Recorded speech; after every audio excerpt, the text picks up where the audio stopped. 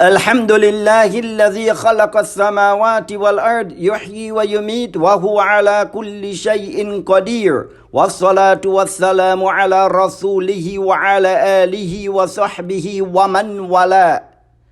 Time is long overdue for the world to understand that these earthquakes and hurricanes are not just natural disasters. Rather, they are manifestation of signs, as the Quran declares unlimitedly. سنريهم آياتنا في الآفاق وفي أنفسهم حتى يتبين لهم أنه الحق أولم يكف بربك أنه على كل شيء شهيد. We will show them our signs in the universe and in their own selves until it becomes manifest to them that this Quran is the truth. Is it not sufficient in regard to your Lord that He is a witness over all things? In these signs are full lessons that serve as a grim reminder to people, especially to those who are arrogant and heedless over the fact that Allah is the only one in control, that He is the supreme master to whom belongs all power. وَلِلَّهِ جُنُودُ السَّمَاوَاتِ وَالْأَرْضِ وَكَانَ اللَّهُ عَزِيزًا حَكِيمًا. To Allah belong the forces of the heavens and the earth. And in another verse, مَا أَصَابَ مِن مُّصِيبَةٍ إِلَّا بِإِذْنِ اللَّهِ وَمَن يُؤْمِن بِاللَّهِ يَهْدِ قَلْبَهُ وَاللَّهُ بِكُلِّ شَيْءٍ عَلِيمٌ. No kind of calamity occurs except by Allah's permission. Whoever believes in Allah, He will guide his heart. Allah has knowledge over all things. Those who deny the ultimate source of these forces will surely learn about them by experiencing them when their own time comes.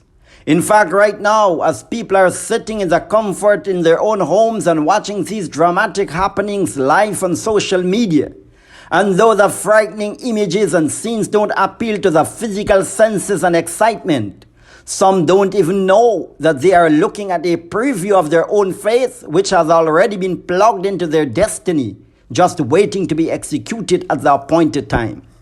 In the following verse, Allah makes it even more explicit that He decides what is to take place in man's life and that there is a reason for it.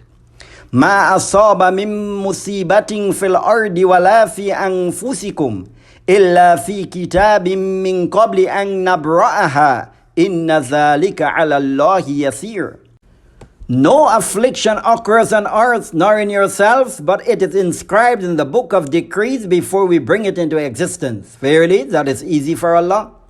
Hence the believers submit to the decree of Allah with true fortitude and acceptance. In the face of all woes and trials, they reaffirm their faith as the Quran confirms. قُلْ لَن يُصِيبَنَا إِلَّا مَا كَتَبَ اللَّهُ لَنَا هُوَ مَوْلَانَا وَعَلَى اللَّهِ فَلْيَتَوَكَّلِ الْمُؤْمِنُونَ. Nothing can ever reach us except what Allah has destined for us. Now contrast this attitude and assurance to that of the disbelievers. Those who, on the contrary, believe that all these forces and entities function on their own and only erupts according to the laws of science. We often see this kind of understanding being contained in the words of reporters and critics who are quick to blame it on some external factors such as harsh weather, low intensity and unsafe buildings that have been constructed with low quality materials. In this Turkey and Syria's disaster, they are claiming that construction of buildings was not even really feasible for an area that's receptive to large earthquakes, and that if buildings were erected by qualified engineers and upon proper foundation, the scale of the wreckage wouldn't have been staggering and lives would have certainly been saved. Well, what about countries that natural disaster at some point had brought them to their knees, despite their claiming to be the most powerful force and nation on earth? And we need not to rewind history that far. Let's begin the 2004 tsunami, which wiped away tongues with mind-boggling destruction. It was the day after Christmas and thousands of European and American tourists had flocked the beaches of Thailand, Sri Lanka, and Indonesia to escape the winter chill in a tropical paradise.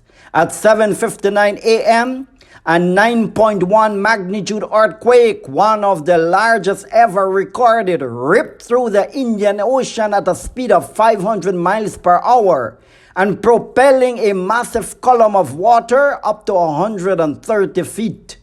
That Boxing Day tsunami would be the deadliest in recorded history, taking a staggering 230,000 lives in a matter of hours.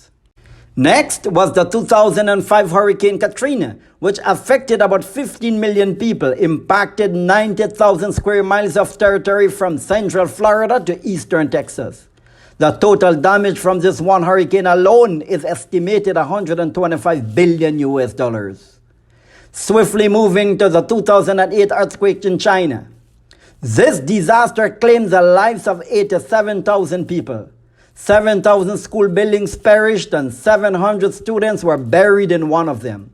5.5 million houses have vanished and another 5.9 million were severely damaged. This has made millions of people homeless. These three are enough to offer a classical example of how quick people would forget their own real documented history when the ink is still not yet dried, but trying to erase God out of the picture and just pin the charges on man and natural disaster when it occurs elsewhere. It is remarkable that something so deadly wouldn't be better remembered. There is no doubt that many buildings that were toppled and wrecked in natural disaster crises were built with raw labor and amateur crews of self-taught local engineers and inexperienced surveyors. But despite those that have been built beyond perfection in the land of the rich and famous, and despite all the advanced sophisticated tools, modern technology, and all the natural and official warnings, they also shivered at the very first jolt of the disaster, sending down the occupants into a floundering, screaming mass. Then within minutes, they crumbled into pieces by the power and might of the Almighty. Allah directs the Prophet ﷺ to convey unto all mankind, قُلْ هُوَ الْقَادِرُ عَلَىٰ أَن يَبْعَثَ عَلَيْكُمْ عَذَابًا مِّن فَوْقِكُمْ أَوْ مِن تَحْتِ أَرْجُلِكُمْ.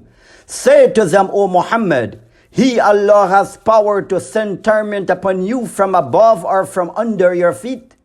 Allah Azza wa Jal expressively declares with utmost explicitness, أينما تكونوا يدرككم الموت ولو كنتم في بروج مشيدة.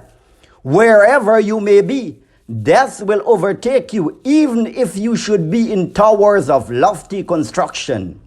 Subhanallah walhamdulillah wa la ilaha illallah wallahu akbar.